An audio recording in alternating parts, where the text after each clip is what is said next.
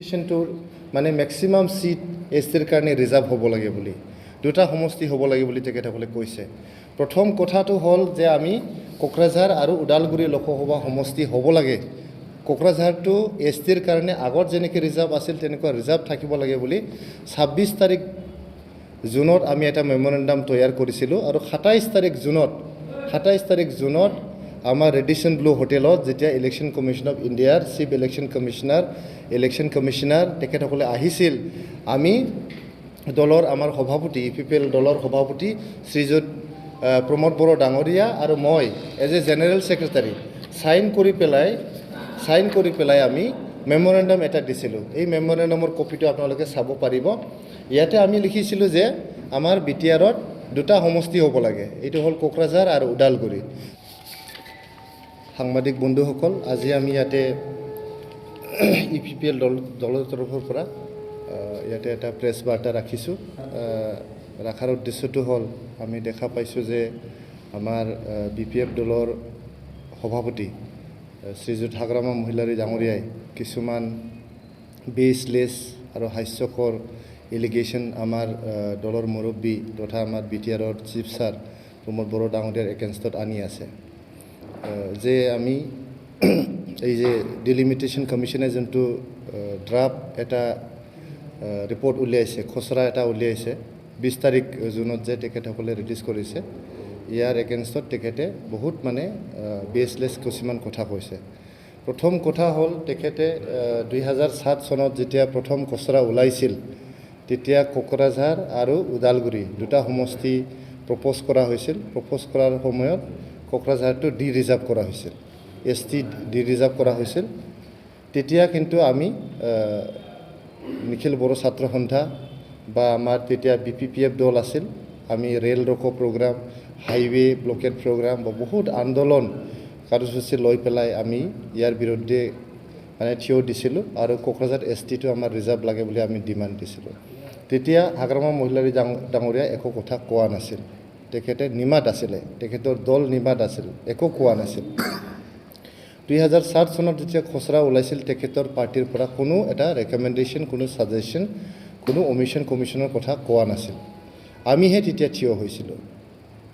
তেখেতৰ দল বা তেখেতৰ কথাত কোনেও মানে বিশ্বাস কৰিব নোৱাৰে। আপোনালোকে দেখা পাইছে যে 1 তাৰিখ জুলাইত গোসাইগাঁও SDO চিভিল অফিচৰ সন্মুখত তেখেতসকলে ধৰ্ণা দি পেলাই এটা মেমৰেণ্ডাম দিছিলে আৰু কোকৰাঝাৰ লোকসভা সমষ্টি আৰু ওদালগুৰি সমষ্টিটো এছটিৰ কাৰণে ৰিজাৰ্ভ ৰাখিব লাগে। পৰ্বতজৰা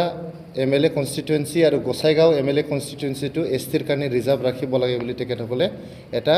মেমৰেণ্ডাম দিছিলে। আকৌ আজি আপোনালোকে দেখা পাইছে যে এইখন লেটাৰৰ থ্ৰু দি গোসাইগাঁও ডিষ্ট্ৰিক্ট BPF কমিটিয়ে তেখেতসকলৰ সভাপতিয়ে ছাইন কৰিছে, তেখেতসকলৰ সাধাৰণ সম্পাদকে ছাইন কৰিছে আৰু বহুত মানুহে ইয়াতে ছাইন কৰিছে। ছাইন কৰি পেলাই আকৌ তেখেতসকলে সেইটো মেমৰেণ্ডাম উইথড্ৰ কৰিছে। আজি 1 তাৰিখ জুলাইত মেমৰেণ্ডামটো দিছে, আজি 2 দিনো হোৱা নাই, 3 তাৰিখ জুলাইত আকৌ তেখেতসকলে মেমৰেণ্ডাম উইথড্ৰ কৰিছে। তো তেখেতসকলৰ কথাটো আমি কেনেকৈ বিশ্বাস কৰিব পাৰিম? আছিল এইটো পাৰ্লিয়ামেণ্টত আৰ্টিকল 332ৰ 98 এমেণ্ডমেণ্ট তেখেতসকলে কৰিছে। ইয়াতে তেখেতে কিছুমান যে বেছলেছ আজি কৈ আছে যে BTC এছেম্বলিত কিবা ৰিজলিউশ্যন ল'ব লাগে, BTCৰ কেবিনেটৰ কিবা ৰিজলিউশ্যন লৈ পেলাই ইলেকশ্যন কমিশ্যন অফ ইণ্ডিয়াক পঠাব লাগে, তেনেকৈ তেখেতসকলে ধৰ্ণা কৰি আছে। একফালে ধৰ্ণা কৰি মেমৰেণ্ডাম দিয়ে, 2 দিন পিছত আকৌ এইটো উইথড্ৰ কৰি দিয়ে। ছেকেণ্ড কথা, ইলেকশ্যন কমিশ্যন অফ ইণ্ডিয়াই ধুনীয়াকৈ কৈ দিছে যে 13 তাৰিখ জুলাইলৈকে যিকোনো পাৰ্টিৰ যদি কিবা গ্ৰিভেঞ্চেছ থাকে, কিবা সাল সলনি কৰিবলগীয়া থাকে, তেনেহ'লে এইটো কৰিব পাৰে। তেখেতসকলে ধৰ্ণা নিদি পেলাই ইলেকশ্যন কমিশ্যন অফ ইণ্ডিয়াক লগ ধৰিবলৈ নাযায় কিয়? তেখেতসকলে গভৰ্ণমেণ্ট অফ ইণ্ডিয়াক ৰিপ্ৰেজেণ্টেশ্যন নিদিয়ে কিয়? প্ৰাইম মিনিষ্টাৰ অফ ইণ্ডিয়াক কিয় লগ নধৰে? তেখেতসকলে ইয়াতে আজি খেতি বাতিৰ দিনত, বাৰিষাৰ সময়ত যেতিয়া সকলোৱে ব্যস্ত আছে খেতি বাতিত, ৰাইজক ওলাই নিদি কষ্ট কৰি বেকাৰ সময় নষ্ট কৰাৰ কি ইয়াতে যুক্তি আছে? তেখেতসকলে ইলেকশ্যন কমিশ্যন অফ ইণ্ডিয়াক লগ ধৰিব পাৰে। যেনেকৈ আমি UPPL দলৰ তৰফৰ পৰা আমাৰ যিখিনি ডিমাণ্ড আছে, আমি যে বিচাৰিছোঁ যে বিটিআৰৰ দুটা সমষ্টি আমাক লোকসভা সমষ্টি লাগে, ওদালগুৰি আৰু কোকৰাঝাৰটোতো হৈ গ'ল, এতিয়া ওদালগুৰিটো হ'ব লাগে বুলি আমি মেমৰেণ্ডাম দিম। আমি অলৰেডি দিছোঁ আগতে, আকৌ চেম মেমৰেণ্ডামটো আমি দিবলৈ গৈ আছোঁ। তেখেতে বেকাৰ এটা পলিটিকেল কাৰণৰ কাৰণে পলিটিকেল মাইলেজ ল'বলৈ ৰাইজক হাৰাশাস্তি দিবলৈ কষ্ট দিবলৈ এই বাৰিষাৰ খেতি বাতিৰ সময়ত ৰাইজক উলিয়াই নি ধৰ্ণা দিয়াৰ কোনো যুক্তিয়ে নাই আৰু তেখেতে যদি ডিমাণ্ড কৰে যে এতিয়া মানে BTR এছেম্বলিত কিবা ৰিজলিউশ্যন হ'ব লাগে আপুনি এইটো মুভ কৰক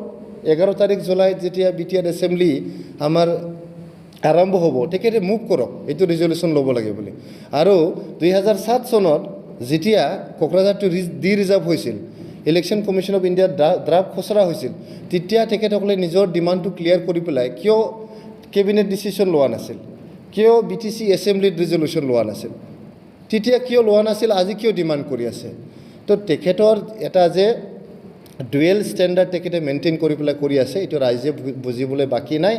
মই ৰাইজক অনুৰোধ কৰিছোঁ তেখেতৰ তেনেকুৱা যে এটা মানে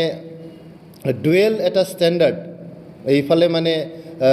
লিখিতভাৱে একো নিদিয়ে ওদালগুৰি সমষ্টি হ'ব লাগে বুলি তেখেতসকলে মেমৰেণ্ডামত দিয়াই নাই আজি তেখেতসকলে ধৰ্ণাত ডিমাণ্ড কৰি আছে একফালে তেখেতসকলে মেমৰেণ্ডাম ছাবমিট কৰে যে কোকৰাঝাৰ আৰু ওদালগুৰি এইটো ST চিট হ'ব লাগে পৰ্বতজোৰা MLA চিট ৰিজাৰ্ভ হ'ব লাগে গোসাইগাঁও MLA চিট STৰ কাৰণে ৰিজাৰ্ভ হ'ব লাগে বুলি তেখেতে লিখিতভাৱে মেমৰেণ্ডাম দিয়ে আকৌ 2 দিন পিছত উইথড্ৰ কৰে এইবিলাক ৰাইজে বুজিবলৈ বাকী নাই গতিকে তেখেতৰ যোনটো ৰাজনীতি আছিল মানুহক ঠগি মানুহক ভুল পথে পৰিচালিত কৰি ৰাজনীতি কৰাৰ যোনটো দিন আছে এইটো উকলি গ'ল এতিয়া আৰু ইয়াতে মানে সুস্থ এটা ৰাজনীতিৰ ইয়াতে মানে সৃষ্টি হৈছে প্ৰমোদ বড়ো ডাঙৰীয়াৰ নেতৃত্বত BTR চৰকাৰখন ধুনীয়াকৈ চলি আছে আৰু ডিলিমিটেশ্যনৰ যোনটো 15টা এছেম্বলি চিট আজি মানে ইলেকশ্যন কমিশ্যনে ইয়াতে প্ৰপ'জ কৰিছে এইটো আমি ৱেলকাম জনাইছোঁ ইলেকশ্যনটোৰ মানে মেক্সিমাম চিট STৰ কাৰণে ৰিজাৰ্ভ হ'ব লাগে বুলি 2টা সমষ্টি হ'ব লাগে বুলি তেখেতসকলে কৈছে প্ৰথম কথাটো হ'ল যে আমি কোকৰাঝাৰ আৰু ওদালগুৰি লোকসভা সমষ্টি হ'ব লাগে কোকৰাঝাৰটো STৰ কাৰণে আগত যেনেকৈ ৰিজাৰ্ভ আছিল তেনেকুৱা ৰিজাৰ্ভ থাকিব লাগে বুলি 26 তাৰিখ জুনত আমি এটা মেমৰেণ্ডাম তৈয়াৰ কৰিছিলোঁ আৰু 27 তাৰিখ জুনত আমাৰ ৰেডিসন ব্লু হোটেলত যেতিয়া ইলেকশ্যন কমিশ্যন অফ ইণ্ডিয়াৰ চিফ ইলেকশ্যন কমিশ্যনাৰ তেখেতসকলে আহিছিল আমি দলৰ আমাৰ সভাপতি PPL দলৰ সভাপতি শ্ৰীযুত প্ৰমোদ বড়ো ডাঙৰীয়া আৰু মই as a general secretary sign কৰি পেলাই আমি মেমৰেণ্ডাম এটা দিছিলোঁ এই মেমৰেণ্ডামৰ কপিটো আপোনালোকে চাব পাৰিব ইয়াতে আমি লিখিছিলোঁ যে আমাৰ BTRত 2টা সমষ্টি হ'ব লাগে এইটো হ'ল কোকৰাঝাৰ আৰু ওদালগুৰি আমাৰ লাষ্ট পইণ্টটো আছিলে যে কোকৰাঝাৰটো আমাৰ ST ৰিজাৰ্ভ থাকিব লাগে বুলি আমি ইয়াতে ডিমাণ্ড দিছিলোঁ যে আমাৰ BTRত 15টা MLA সমষ্টি হ'ব লাগে বুলি তো আমাৰ ডিমাণ্ডটো তেখেতসকলে ৰেছপেক্ট কৰি পেলাই কোকৰাঝাৰ লোকসভা সমষ্টিটো ST ৰিজাৰ্ভ বাহাল ৰাখিছে তেখেতসকলে আৰু আমাৰ BTRত যদিও 14টা মাত্ৰ MLA সমষ্টি আছিল ফুল্লি মাত্ৰ 12টা আছিল আগত এতিয়া 15টা MLA সমষ্টি তেখেতসকলে দিছে তো তেখেতসকলে কৈছে যে আমি ওদালগুৰি MP চিট বিচৰা নাই লোকসভা চিট বিচৰা নাই এইটো বখাত মিছা হয় আৰু তেখেতসকলে মেমৰেণ্ডামো দিয়া নাই 27 তাৰিখ মাৰ্চত যেতিয়া আমি ইলেকশ্যন কমিশ্যন অফ ইণ্ডিয়াক লগ ধৰিছোঁ তেখেতসকলকো লগ পাইছোঁ তেখেতসকলৰ মেমৰেণ্ডামত ক'তো লিখা নাই যে ওদালগুৰি সমষ্টি হ'ব লাগে বুলি কিন্তু আমাৰ মেমৰেণ্ডামত 1 নম্বৰ ডিমাণ্ডটোৱে হ'ল আপোনালোকে ইয়াতে চাব পাৰে কপিটো আমি দি দিম 1 নম্বৰতে আমি লিখিছোঁ যে কোকৰাঝাৰ আৰু ওদালগুৰি 2টা লোকসভা সমষ্টি হ'ব লাগে বুলি তো তেখেতে যে আজি মিছা মাতি আছে যে আমি UPPL দলে বা আমাৰ BTRৰ মুৰব্বী প্ৰমোদ বড়ো ডাঙৰীয়া 2টা সমষ্টি বিচৰা নাই ওদালগুৰিটো বিচৰা নাই বুলি যে কৈছে এইটো একদম মিছা কথা হয় তেখেতসকলে বহুত ধুনীয়াকৈ কি কৰিছে 2003 চনত BTC চুক্তিত এটা ক্লজ আছে ক্লজ মতে আমাৰ BTR অঞ্চলৰ বা BTC অঞ্চলৰ যোনটো ৰিজাৰ্ভেশ্যন এক্সিষ্টিং ৰিজাৰ্ভেশ্যন পেটাৰ্ণ আছে এইটো চেঞ্জ কৰিব নোৱাৰিব বুলি তেখেতসকলে কি কৰিছে তাতে সহি কৰি পেলাই পাৰ্লিমেণ্টত এটা এমেণ্ডমেণ্ট কৰিছে সংবিধানৰ 332 নং দফাৰ 90তম সংশোধন কৰি পেলাই তেখেতসকলে কমিটমেণ্ট দিছে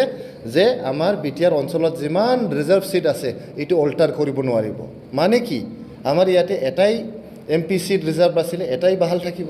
আমাৰ ইয়াতে 6টা MLA ৰিজাৰ্ভ চিট আছে এইটো বাহাল থাকিব আমাৰ ইয়াতে 30টা MCLA চিট ৰিজাৰ্ভ আছে এইটো 30টাই বাহাল থাকিব তেনেকৈ কৰি পেলাই তেখেতসকলে মানে লিখিতভাৱে তেখেতসকলে কমিটমেণ্ট দিছে তো ইয়াতে কোনো এইটো সংবিধানৰ এমেণ্ডমেণ্টৰ কাৰণে আৰ্টিকল 332ৰ 98 এমেণ্ডমেণ্টৰ কাৰণে ইয়াতে কোনো চেঞ্জ হ'ব নোৱাৰে আৰু তেখেতসকলৰ দিনত এইটো কৰা হৈছে APPL দলে সেইটো আমি মানে ৱেলকাম জনাইছোঁ আৰু আমি এটা ডিমাণ্ড কৰিছোঁ আৰু কিছুমান আমাৰ সাল সলনি আমি বিচাৰিছোঁ সেইটো মেমৰেণ্ডাম লৈ আমি ইলেকশ্যন কমিশ্যনক মানে যেতিয়া হিয়াৰিঙত আহিব গুৱাহাটীত বা য'তে নাহক কিয় আমি হিয়াৰিঙত যাম লগতে আমি এটা দল দিল্লীত গৈ পেলাই ইলেকশ্যন কমিশ্যন অফ ইণ্ডিয়াক আমি আমাৰ মেমৰেণ্ডামটো ছাবমিট কৰিম আন্দোলনত তেখেতে এইটো মানে ৰাজনৈতিক উদ্দেশ্য প্ৰণোদিত হয় ৰাজনীতিকহে উদ্দেশ্য হয় তেখেতে এতিয়া মানে আঢ়াই বছৰমান তেখেতে পাৱাৰৰ বাহিৰত থাকি পেলাই ক্ষমতাচ্যুত হৈ তেখেতে মানে ফ্ৰাষ্ট্ৰেশ্যনত ভুগিছে ফ্ৰাষ্ট্ৰেশ্যনত ভুগি যোনটো কাম তেখেতে ইলেকশ্যন কমিশ্যনক লগ ধৰি পেলাই কৰিব পাৰে যোনটো তেখেতে হিয়াৰিঙত পাৰ্টিচিপেট কৰি পেলাই কৰিব পাৰে তেখেতে নকৰি পেলাই এতিয়া ৰাস্তাত মানে আন্দোলন কৰি পেলাই কৰিব বিচাৰিছে এইটো তেখেতসকলে এতিয়া ড্ৰাফ্ট খচৰা বুলি তেখেতে জানে এইটো মানে ফাইনেল নহয় যিকোনো সাল সলনি কৰিব পাৰে তেখেতে ইলেকশ্যন কমিশ্যন অফ ইণ্ডিয়াক লগ ধৰক প্ৰেছিডেণ্ট অফ ইণ্ডিয়াক লগ ধৰক প্ৰাইম মিনিষ্টাৰ অফ ইণ্ডিয়াক লগ ধৰক বা ৰেলেভেণ্ট তেনেকৈ মিনিষ্ট্ৰী যদি কোনোবা আছে তেখেতক লগ ধৰক তেখেতে জানে যে ডিলিমিটেশ্যন কমিশ্যন এইটো গভৰ্ণমেণ্টৰ ইনষ্ট্ৰাকশ্যনত কাম নকৰে এইটো ৰাইজৰ আশা আকাংক্ষা পূৰণ কৰিবলৈহে ডিলিমিটেশ্যন কমিশ্যনে কাম কৰে যদিও গভৰ্ণমেণ্টেও ৰিপ্ৰেজেণ্টেশ্যন দিব পাৰে যিকোনো পলিটিকেল পাৰ্টি ৰিপ্ৰেজেণ্টেশ্যন দিব পাৰে চিভিল ছ'চাইটি ৰিপ্ৰেজেণ্টেশ্যন দিব পাৰে যিকোনো গ্ৰুপ ইণ্ডিভিজুৱেল তেখেতসকলে এইটো ৰিপ্ৰেজেণ্টেশ্যন দিব পাৰে এইকাৰণে আমি ৰিপ্ৰেজেণ্টেশ্যন দিছোঁ আৰু তেখেতে যে কৈছে যে আমি ওদালগুৰি মানে লোকসভা চিট হোৱাটো বিচৰা নাই বুলি কৈছে আমাৰ মেমৰেণ্ডামটো ধুনীয়াকৈ লিখা আছে এইটো 27 তাৰিখ মাৰ্চত যে আমি ছাবমিট কৰিছোঁ প্ৰথম নাম্বাৰ যে আমাৰ ডিমাণ্ড আছিলে এইটোৱে কোকৰাঝাৰ আৰু ওদালগুৰি লোকসভা সমষ্টি BTRত হ'ব লাগে বুলি আমি ডিমাণ্ড কৰিছোঁ ইয়াতে কোনো